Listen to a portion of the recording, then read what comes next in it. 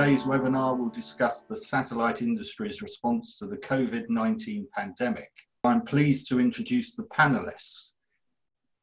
David Meltzer, Secretary General of the GVF, Martin Gerald, International Programme Development, GVF, and Ralph Brooker, owner of SatProf. Welcome, gentlemen. Thank you. Morning, thank you. Thanks. Hi.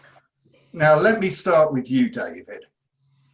We're in the middle of a crisis. We're in the middle of this pandemic. How has it impacted the satellite industry's business? How badly has it been affected, and how quickly will it recover?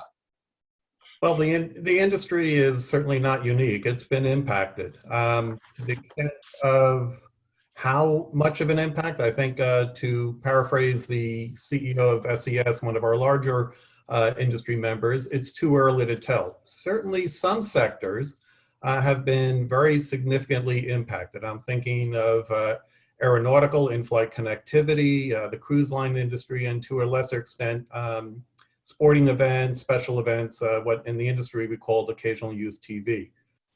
Certainly those sectors have been impacted for the worse, but it's not entirely bleak. If you look at other sectors, such as cellular backhaul, such as the provision of broadband directly to people's homes, in those cases, operators have seen significant increases in business. I think in some operators' cases, you're seeing tens of thousands of new subscribers for direct broadband connectivity to the home.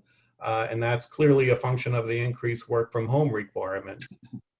You're also seeing in cellular backhaul in certain segments, anywhere from 10 to 50%. Certain rural areas, islands, as the cellular networks have gotten congested, again, through increased work from home, you're seeing increased traffic being carried by the satellite operators. So we'll obviously go down a little more detail, but I think the overall picture, and if you look at the results from the public companies that have reported on their first quarter of the calendar year, which obviously the month of March is impacted, they're all seeing flat to even positive growth. Now that will change, particularly for some sectors, but I do think overall it's not bleak.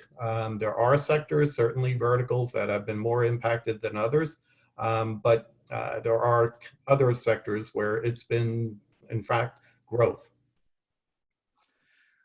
If we actually fine-tune this a bit and look at the verticals within the satellite industry, Ralph and Martin, you know, which have been hit the hardest? How has the business landscape changed through this pandemic? If I could ask you that, Ralph, and then we'll move on to Martin. Well, as the training manager for GVF, we have thousands and thousands of students, so we get a very interesting perspective on an aspect of the industry. What we've seen is really kind of three kinds of responses to this. That it ranges from collapse or contraction in certain businesses to kind of a holding pattern. Those industries or those companies that have the resources to do so will keep people on, but have them occupy themselves with things like training while they're working at home if they can't be in the field. And then in some cases, there's actually growth, as David said. There are clearly in the maritime, short-term, and energy areas, there are a number of firms that are having really severe trouble and are contracting, and we see that. Aeronautical obviously is struggling at the moment, at least for now. But other areas like military use, where they're not just laying off people, obviously, they're making good use of that time to prepare for the future and are having people, as we see them, prepare themselves for growth later with training. Similarly with wireless backhaul, there's growth there too. We see a number of providers who are ramping up on their training needs, which is, I think, an indicator that they're beginning to grow, or they're responding to demand for growth because of the crisis. Martin, what's your take on this? Yeah, obviously, reflecting on what Ralph has said and reinforcing his observations. aeronautical, maritime, oil and gas, all significantly impacted. When you consider aeronautical, the amount of traffic, it's down to about 2% or something ridiculously low figure like that compared to normal times. Maritime cruise traffic just isn't there. Maritime cargo is still there, moving materials and goods, of course. And there on the, in a way, it's an upside, but an upside coming out of the unfortunate and circumstances that we have at the moment, that the platform satellite has been able to respond very, very positively to help out an even more extreme crew welfare consideration in the maritime cargo environment. Crews are changing less frequently, they're more isolated than ever before, and specific entities, specific organizations and companies within the industry have responded to actually enable, sometimes at nil additional cost or nil cost entirely, to enable crews to keep in contact with home, loved ones, etc. And of course, to be able to access the kinds of broadband-based entertainment streaming that the rest of us have all been leveraging off as well. We're looking now with some governments in the world, where those parts of the world where the impact of the coronavirus is perceived by some as somewhat diminishing, governments looking to reducing the level of lockdown. And I think that in those areas, we're going to be seeing in the medium term something of an uptick. People are going to start traveling again. People are going to want to maintain the levels of broadband-based connectivity that they've grown increasingly used to during the time of lockdown, and to carry that over. For example, imagine a particular individual finally being able to go on holiday, go on vacation on a cruise ship. They're going to be wanting to tell the whole world, or at least their family and friends, about what they're doing. It'll be like a reversal of cabin fever, if you like, if you'll forgive the pun, because I'm talking about cruise ships. So I think there's going to be a significant uptick there. But it's not all positive, in as much as if we look at particular elements within the satellite industry, that our industry is affected just like all other industries by what the economic effect is going to be of the pandemic. What kind of next step is going to actually occur? Is it going to be a simple economic bounce back, or is it going to be what some people have described as a double dip? And the meaning of the double dip essentially being that there will be, across all sorts of industries, including our own, major structural changes occurring within the industry. And the extent of the major structural change will affect different parts of the satellite industry differently.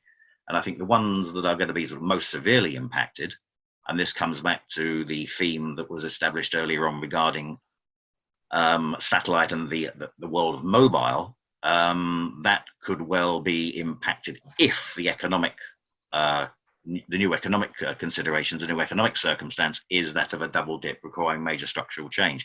So mobility will be affected, but also I think there is a possibility of an impact on the NGSO manufacturing environment as well.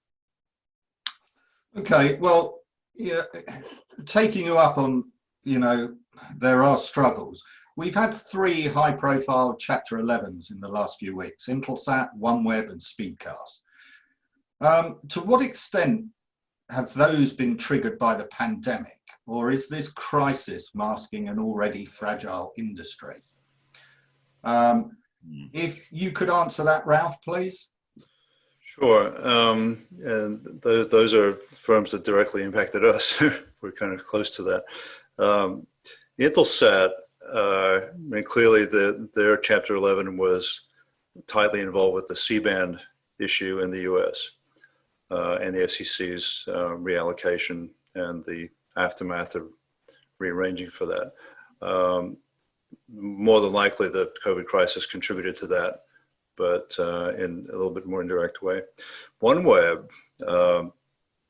was burning through cash at a pretty high rate, and they're building out a very large system with a lot of ground infrastructure, and they were dependent upon a repeating a series of financial slugs to come from primarily SoftBank and others, right at the point where they needed a large infusion of next round funding.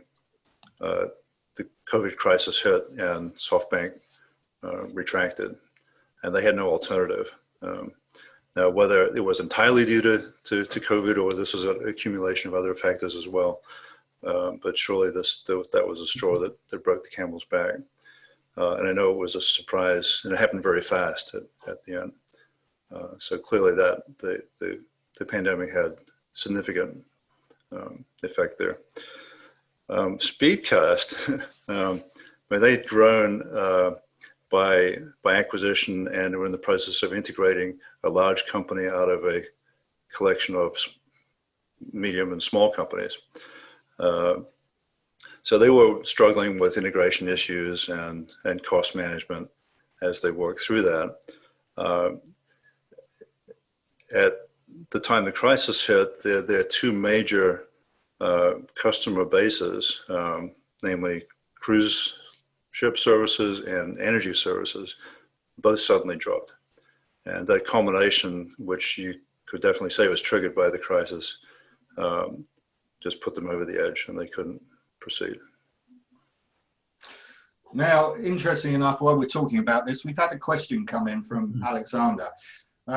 He'd like you to comment a little on the general state of the supply chains for SATCOM manufacturers. They've got a huge spike in demand, but can't really ramp up production lines as needed, all impacted by COVID. Can you comment on that? So let me take the first stab at that.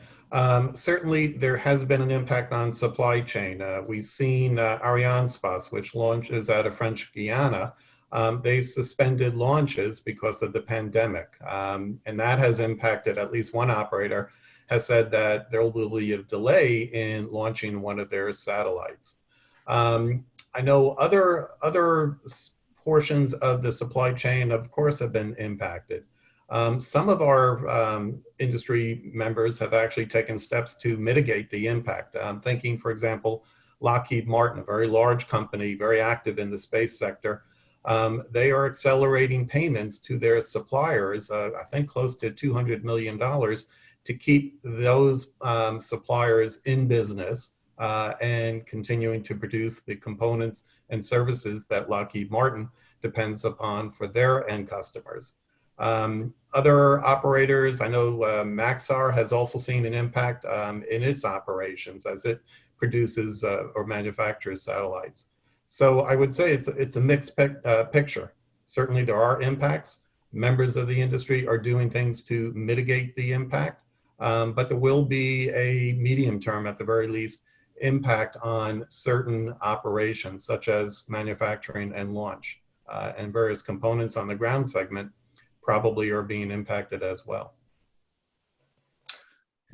David, sorry, go on, Martin. There is just one additional thing that I'd like to add into that. It's a very, very specific example, and it applies to one specific US company, which I won't mention, but in terms of their positioning within the supply chain, and the context of this is the United States context. And these are not necessarily large companies to which this applies, but there's something, the United States defense industrial base, wherein companies are required and given additional assistance from government, because what they actually do in terms of the supply chain is so essential that operations and manufacture and the service delivery cannot actually be stopped more or less under any circumstances. So provision will be made to ensure that that kind of continuity in the supply chain does continue. Okay.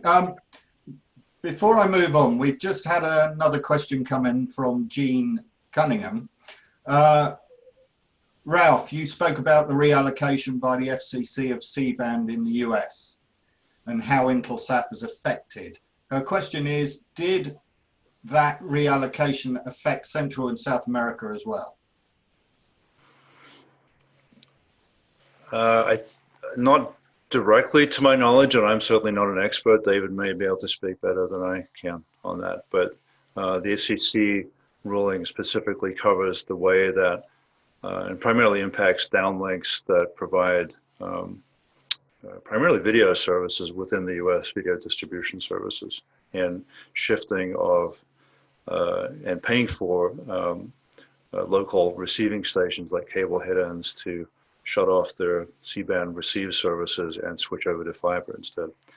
So how I'm sure there are equivalent issues happening as C-band is retracted step by step in various ways around the world. But perhaps David can speak to that. Yeah, happy to, and thanks, Ralph.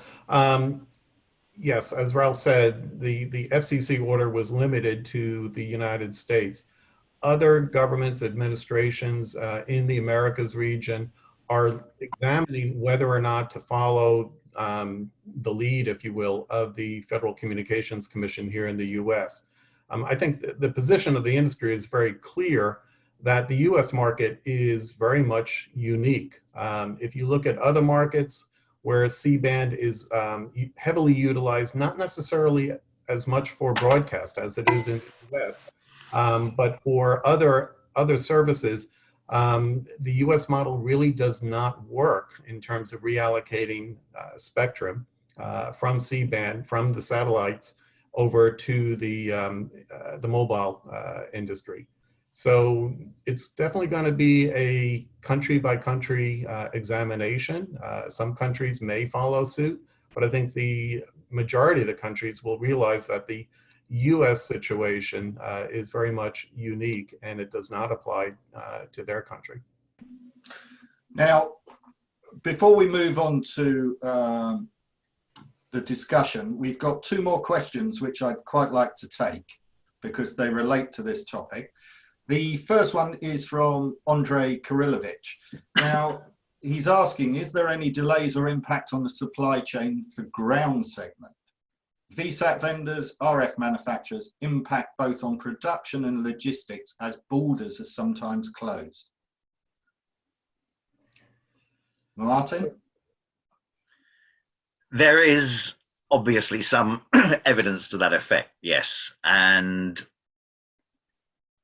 with the situation with the pandemic, and we've touched on this before in terms of the extent to which the pandemic is exacerbating certain pre-existing issues. Now, with VSATs, with VSAT terminals, we are an industry that has been working for many, many years to actually make customs barriers go away, to make licensing restrictions go away, to make all sorts of obstacles to the meeting of the level of demand that is actually exists. So with those issues still being extant, naturally the pandemic is actually making them more difficult. If you have a government administration that is like everybody else affected by the pandemic crisis with lockdowns, etc., decisions on importation, etc., are going to be delayed. New licensing decisions are going to be delayed. We have, when it comes to logistics, we have the maritime industry still working to actually move stuff around the world. But again, there are difficulties, additional difficulties in terms of the transportation of physical equipment. So yes, one can't deny that there are significant specific issues with delivering, if you'll forgive the pun, on actual equipment, but it's not something unique to this pandemic situation. That's essentially the point. It highlights some of these difficulties, and coming out of the pandemic, then we need to actually look at how we can actually address these issues, specifically putting reinforced arguments in front of, let's say, government and regulatory decision makers in terms of easing the import of the necessary VSAT equipment into their territories. So the extent to, and I know I'm maybe looking too much on the upside, but there is something definitely positive coming out of this, because it's going to make decision makers realize just how critical their decisions are and how it actually prevents them from carrying out many of their own mission critical functions in an environment like the pandemic. if only they'd had the solutions more easily accessible for people to use. They need to change their perspective on the kinds of rules that are applied generally, but even more so in specific circumstances like COVID-19 pandemic. Well, I'm going to take two more questions from our audience before we move on.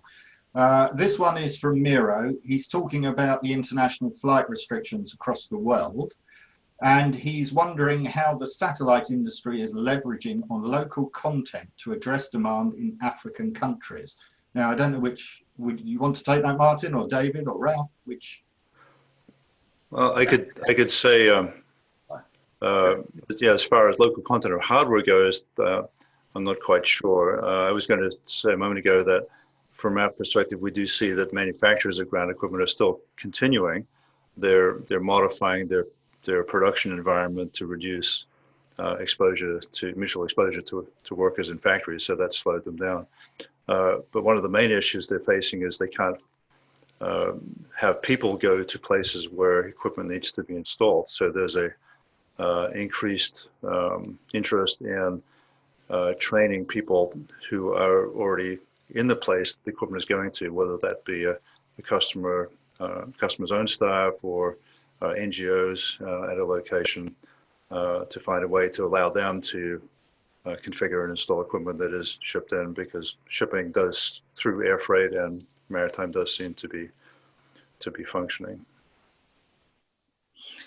Getting local content that is particularly applicable to localities and to regions has always been an issue, and of course not one that is peculiar to satellite as a service and transport platform, but to the telecommunications industry more broadly, more generally. And again, I think the example of this pandemic is, and it will provide an additional emphasis and give additional traction to the arguments that this kind of local information needs to be locally available. But it's something for the industry in its interactions with other stakeholders needs to address, and the stimulus for addressing it more firmly really ought to come from the example of this pandemic.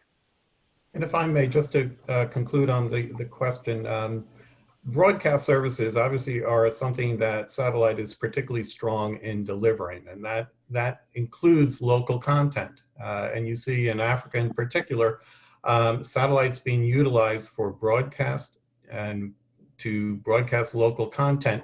And it can be health related in terms of educating the citizens how to prevent or how to respond to the symptoms of COVID-19.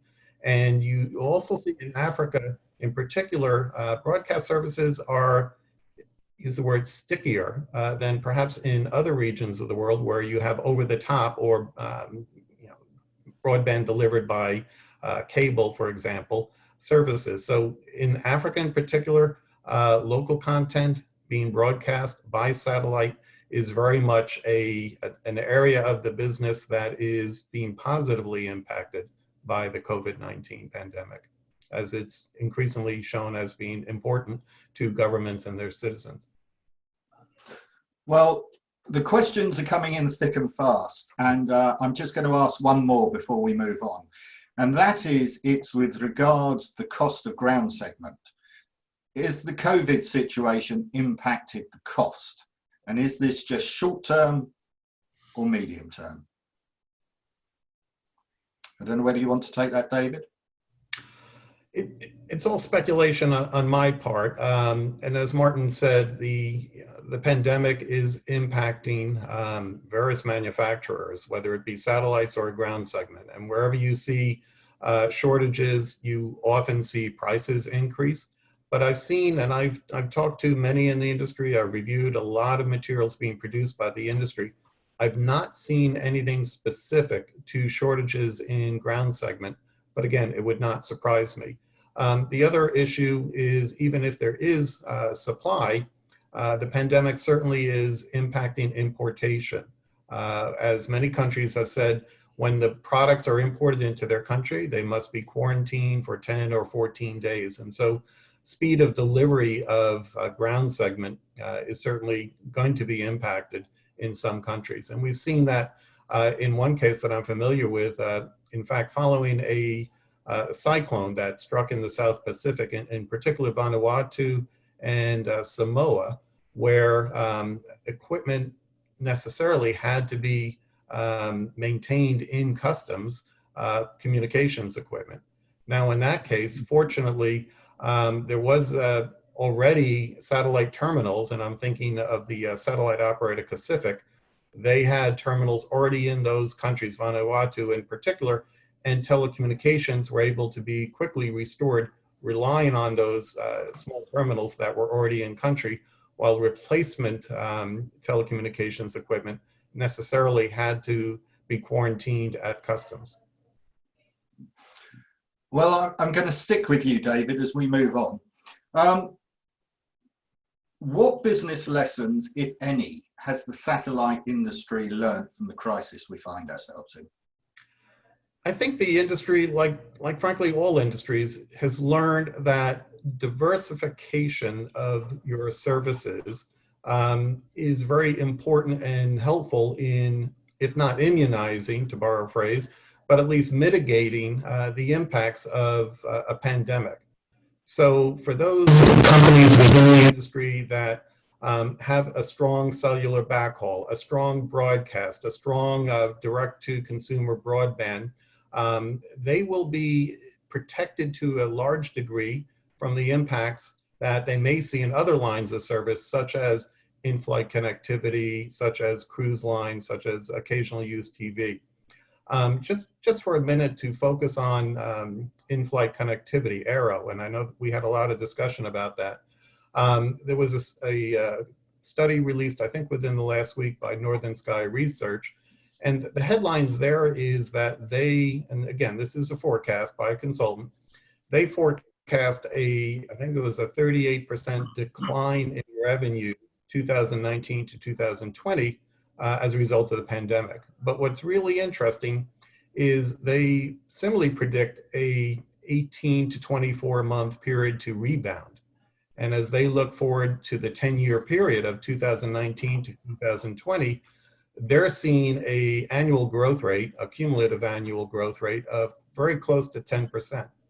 So I think the headline, at least according to this one study, for in-flight connectivity, and it may be very similar for cruise line, is that yes, a significant impact in the short term, but recovery, at least in Northern Sky Research's view, in 18 to 24 months, and back to very robust growth that this sector or this vertical had been enjoying prior to the pandemic. Well, a quick question here. With the rise of the new space sector, specifically SATCOMs, are we going to see some of the legacy or prime sat players repurposing or pivoting into the new space sector post-COVID? Martin?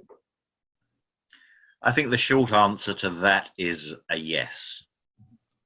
In as much as one of the potential drivers that may force, if you like, a restructuring of the industry in the event that the economic outcome is the so-called double dip as opposed to a simple bounce back, is that it's some of those areas of activity that fall under the new space umbrella. Whilst a number of the organizations currently engaged in it may not actually survive financially through this crisis, the areas of activity in which they've engaged are recognized as being clearly of great significance.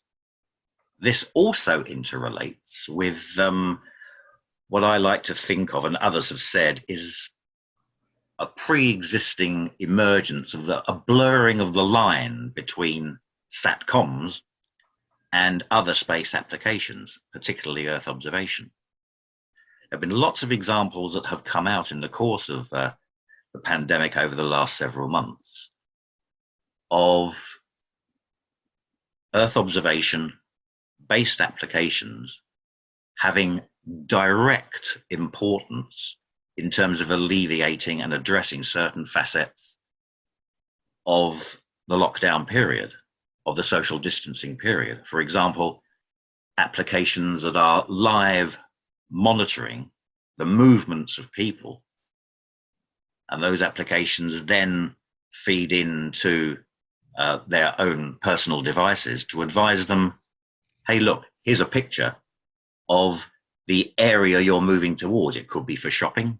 It could be for one of these drive-through COVID testing centers with an associated recommendation to avoid and go to another location.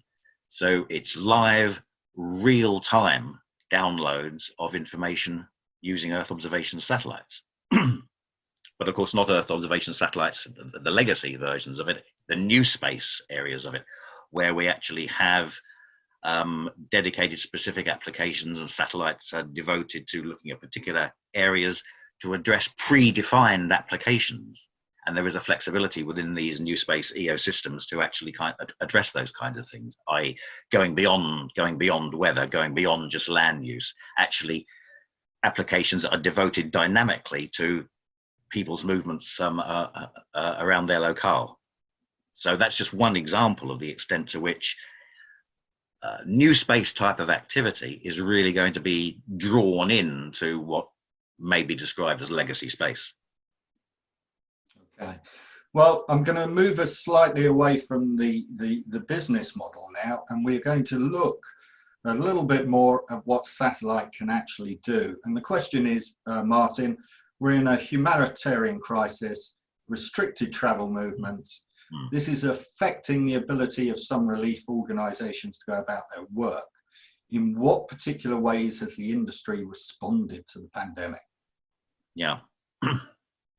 Well, strategically, a satellite has always been heavily orientated, of course, towards the humanitarian assistance and disaster response environment. We have the example, for example, of the United Nations Connectivity Charter, in which GVF was a prime actor in developing. GVF additionally represents the industry in the World Food Programme administered Emergency Telecommunications Cluster. So that's by way of background. Other considerations, and this is important, is that let's not forget that during this pandemic, there is an awful lot of other stuff going on, whether it's current disaster, potential disaster, or at least ensuring that, for example, minimization of the impact of mass immunization programs going on around the world with reference to rubella, with reference to the measles, for example. And satellite has a role in all of this. But one specific example, I suppose, that is, and I think David has already alluded to this, across Asia Pacific, a new satellite operator company, and it has made available to island chains right the way across the Pacific Ocean both physical resources, terminals, and also access to space segments at reduced costs. So the instance of this pandemic is just the latest example of a long train of examples in which satellite is the platform of necessity, not just of choice, but of necessity, to actually address HADR concerns. But this also relates in terms of human capacity building as well, the kind of human capacity building that Ralph has already alluded to and that GVF provides through GVF training. David, what particular services is the satellite sector providing? And is there anything unique about them? So satellite provides a broad range of services, and we've talked about a few that have been highlighted as critically important during the pandemic. Direct-to-consumer broadband, with people working from home increasingly, Many of those homes don't have the connectivity they would otherwise enjoy in their business location. And satellite is stepping up. And as I think I mentioned, Hughes has seen, I think it was over or very close to 40,000 new subscribers just in the first quarter in the Americas region for their broadband to consumer services. You also see the cellular backhaul as very important and growing because of the pandemic and the increased work from home and the increased traffic that is congesting certain cellular networks. And so they look to the satellite systems to carry their traffic, particularly from remote areas, rural areas, islands. All this goes to what are the unique advantages of satellite delivered communications. The satellites are in space. They are, and to Martin's immediate comment, the satellites are not impacted by natural disasters occurring on Earth. They are ultra reliable at 99.9999% of the time. The infrastructure that's on the ground is similarly very reliable, proven. I mean, antennas have been manufactured for decades now, so very reliable, in some cases low cost, easily to replace, easily to transport. So the ubiquity of satellite communications, the reliability of satellite communications, the quality of satellite communications, all of these inherent factors are demonstrating that satellite during the pandemic is an element of the critical infrastructure needed to respond to and mitigate the impacts of the pandemic. But fine-tuning this a bit, and if Martin, if you could come in on this one, has there been anything that the industry has done that is specific for the needs of patients, medical professionals, and other essential frontline personnel? Yeah, well, broadly speaking, the industry's response to the pandemic fell under four basic categories, if you like.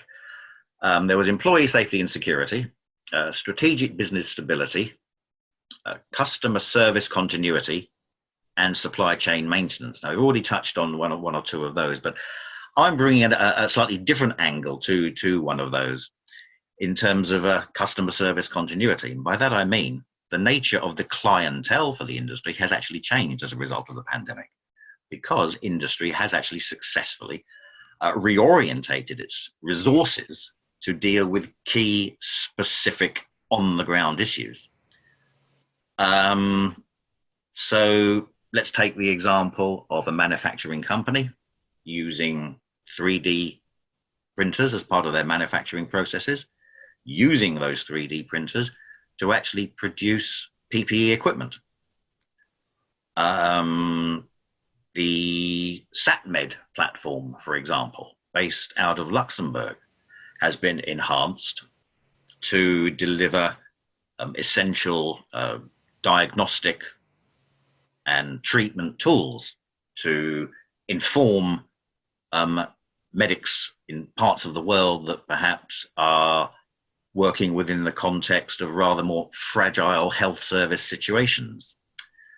There's one company in the industry that has actually gone so far as to suggest, and indeed sets out in some considerable detail in a white paper that costs the whole argument, provisioning for a global telemedicine vehicle network.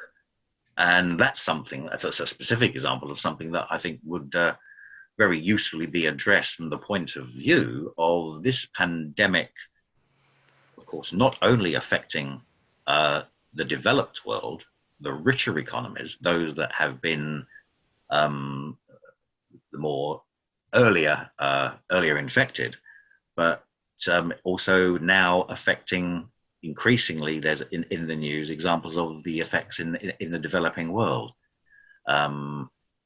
It's not looking too bad across the African continent at the moment, but who knows, unfortunately, if that's going to get much worse. So I think that Given the industry's background with a reference to dealing with humanitarian assistance and disaster response, the best positioned of any part of the telecommunications sector to actually not only deal with things strategically, but actually tactically bring specific solutions to specific situations, because partly, as David alluded to, the ubiquity, and also because the industry can be very, very flexible indeed. Well, David, let me bring you in here. What about support from the governments? What is needed by the industry to continue its response to the pandemic? Well, the pandemic has certainly highlighted what I think we all refer to as the digital divide, and the fact that the pandemic does not respect borders, that rural areas, relatively unconnected, underserved areas have special vulnerabilities to the pandemic and its effects. Many governments are recognizing the cost now of having a digital divide. So a lot of governments are looking at increasing support for bridging that divide to bring telecommunication services, hopefully broadband, but even in some cases 3G, 4G, to parts of the world that are impacted by the pandemic, but are not properly served. So what governments can do, I think, are two things, and this is true for the communications sector, is provide support that helps build out the communications infrastructure, serving those who at present are underserved or not served at all. The other element or area where the governments can really step up and help would actually cost governments nothing. As I've talked about it, satellite is uniquely positioned to provide telecommunication services to those on the other side of the digital divide, because the satellites are there, because the ubiquity, the reliability, and the cost as well. Satellites are especially well positioned to provide services to the underserved communities. All of those services depend upon electromagnetic spectrum, radio communications spectrum. And it's important for governments to ensure that the satellite industry has the spectrum needed to provide the communication services. To put it another way, like oxygen is to fire, spectrum is to satellite communication services. Without spectrum, the services cannot be provided. Without additional spectrum, additional services cannot be provided. So two ways governments can help. One is to, and this is true for all telecommunications providers, provide support as we increasingly narrow the digital divide. And second is for governments to ensure that the industry, the satellite industry, has the spectrum it needs to provide these critical services to underserved communities. Well, we've just got a question come in here, and it's with regards about governments all over the world mitigating the effect and impact of COVID-19 in different ways on the business communities and governance. What is the GVF? The question is, what is the GVF doing to encourage cost reduction and expansion of satellite transmission? So something GVF has done, and a number of the other satellite trade associations as well, is we've created advocacy pieces to promote the awareness of the role of satellite communications in mitigating the impact of the COVID-19 impact. Frankly, advocating, getting the word out that satellite is certainly part of the critical infrastructure needed to mitigate the impact of the pandemic. And these efforts are continuing not just by postings on websites, which is very good, and use of social media, which is also good, but in direct communications with regulators and governments around the world. As governments consider, for example, reallocating spectrum, we spoke about earlier in the US, the C-band spectrum, and other administrations at least taken a look at it. What GVF can and has been doing is informing, educating, and advocating on behalf of the industry as to the critical role the industry plays, not just in responding to the pandemic, but in providing basic communication services as well as advanced communication services to all communities. Thank you, David. I'd like to bring in Ralph now. Ralph, with most of the world still in lockdown, the new norm is to work from home. This is causing changes in network traffic distribution, especially in underserved localities. What role can satellite play in delivering better services to this new demographic? Well, one thing that satellite communications is extremely good at is rapidly deploying services, and in particular for communities that have insufficient mobile wireless or 3G, 4G services. If they don't have sufficient backhaul capacity from those cellular sites or from Wi-Fi hubs, you can deploy fairly large amounts of bandwidth very, very quickly with satellite terminals. So that's an area I think we're seeing that happen already very recently with rapid growth of backhaul services. That's the primary way I think that we can help. Well, SatProf delivers online satellite training programs for installers, engineers, etc. Have you made any changes to the GVF online training program to support the industry, specifically to cope with the pandemic? We have, and I think, as hopefully everybody knows, we have an extensive online simulation interactive based training program that we offer what we think is really low cost.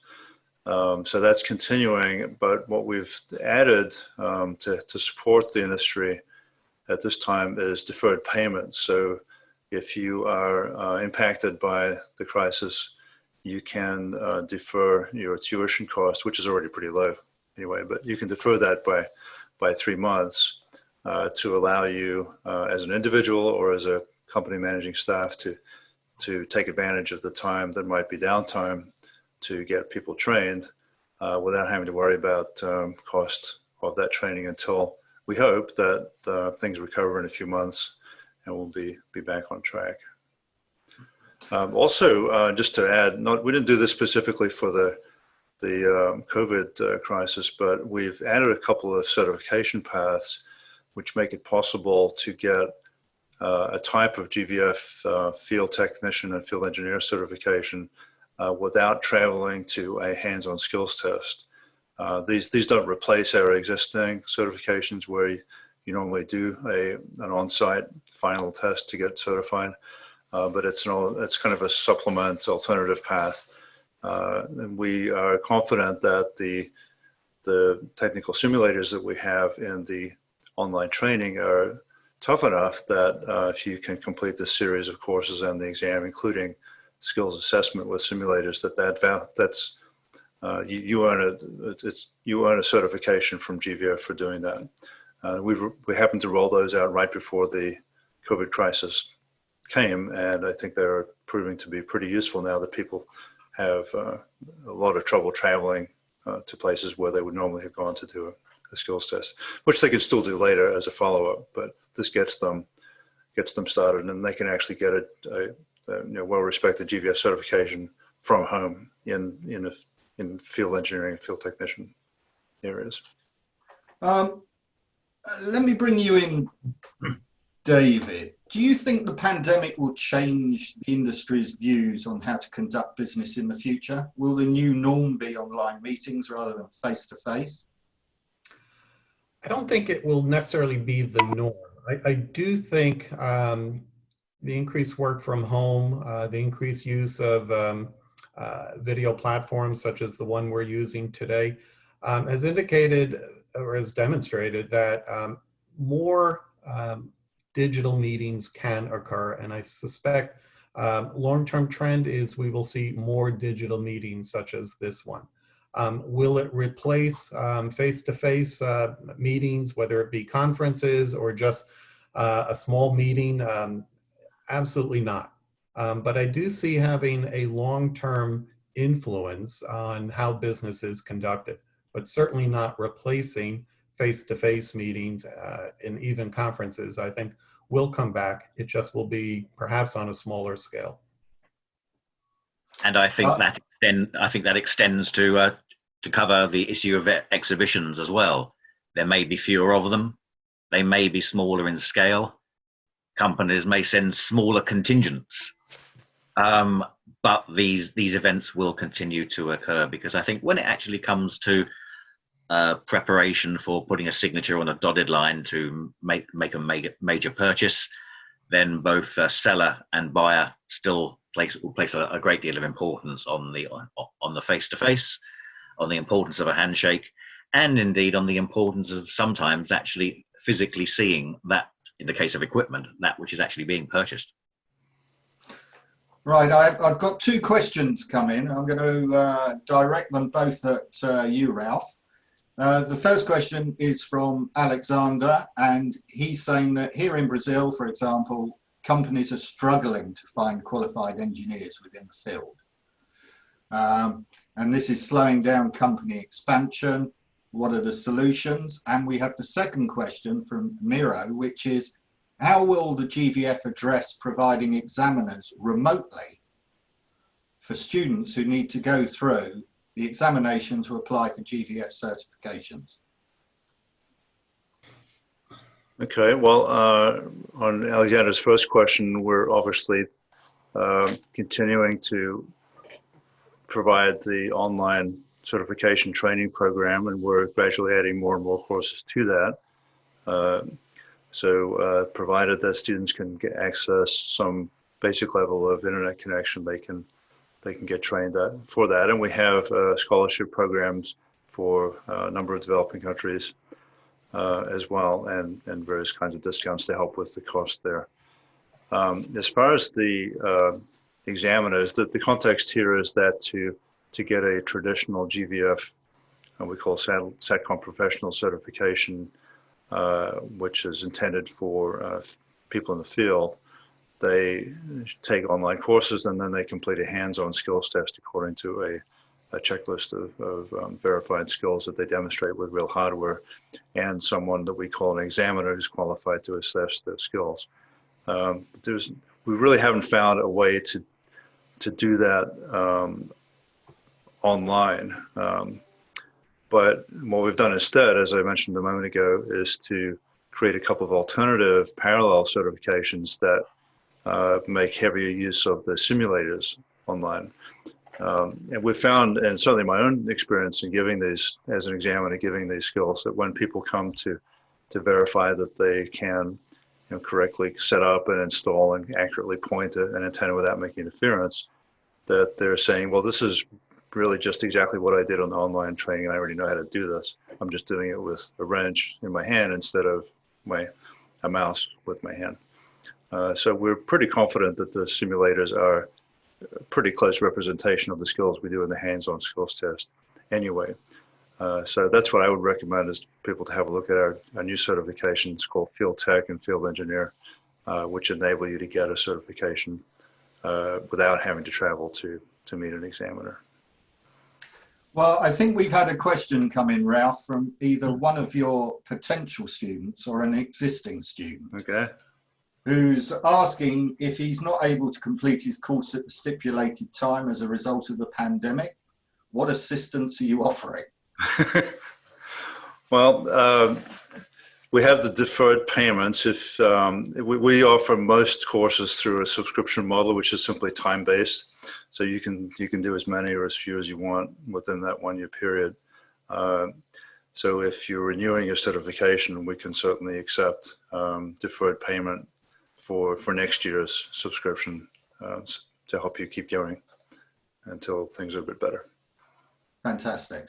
I'd like to bring in Martin now. Martin, has the pandemic elevated the general realization that satellite is much more than a niche platform, but is integral to today's communications network? Right. Well, if I'm absolutely honest, I've always had a little bit of a problem with satellite being described as niche.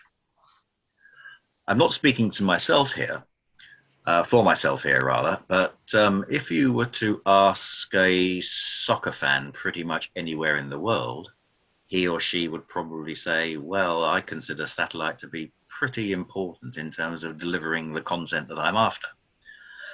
But anyway, that light-hearted comment aside, I think the extent to which some people say and have described a satellite as niche, then yes, absolutely, that is eroding. That is going away.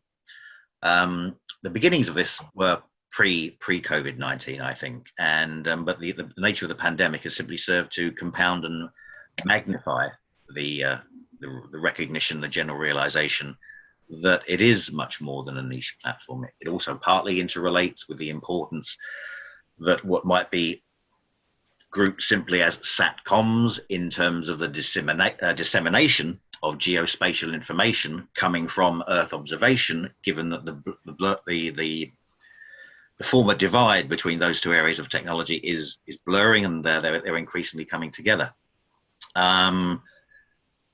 It also precedes in terms of the rollout and the move towards 5G, in as much as the satellite industry has long been saying, our cousins in the terrestrial cellular industry are increasingly recognizing that in terms of being able to realize the fully fledged potential of 5G, satellite is absolutely integral to the solution. It's integral to the solution of being able to deliver networks of networks. That is probably one of the simpler ways of understanding the concept of 5G, being that it is such a different animal to the previous Gs, different to 4, different to 3, and so on.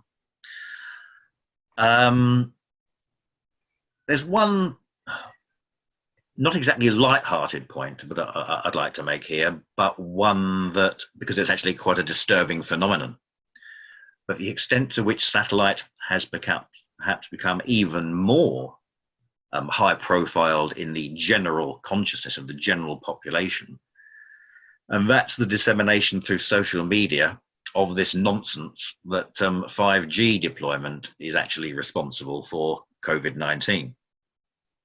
And some people have been saying, oh, it's not 5G, it's satellite 5G, and it's satellite that's to blame. Of course, it's fake news, it's nonsense, it's rubbish, it's been completely denied, of course, right the way across those that actually know what they're talking about, as opposed to those social media elements. But it's recognized that satellite, if you forgive the pun, is actually up there. It's become more up there in people's profile, adding to the significance that it has for international soccer fans. Well, I like the soccer fans analogy. I'm well aware that we are coming to the end of the webinar, and I'd just like to sum this up with a final question for all three panelists. And that is, and I must read this from a piece of paper, John Finney, CEO, Isotropic Systems, quoted last week as saying, with its reach, immediacy, nimbleness and flexibility, satellite will enable us all to be far better prepared for whatever comes our way in the post-COVID-19 world, whether we're a school, a hospital, a government or business. Now, my question to all three panelists is, how true is this statement, or is it just wishful thinking? Well, I'll start. It's 100% true. Satellite always there, always on, sees the whole world, the entire world's population. So absolutely agree with John. I agree too.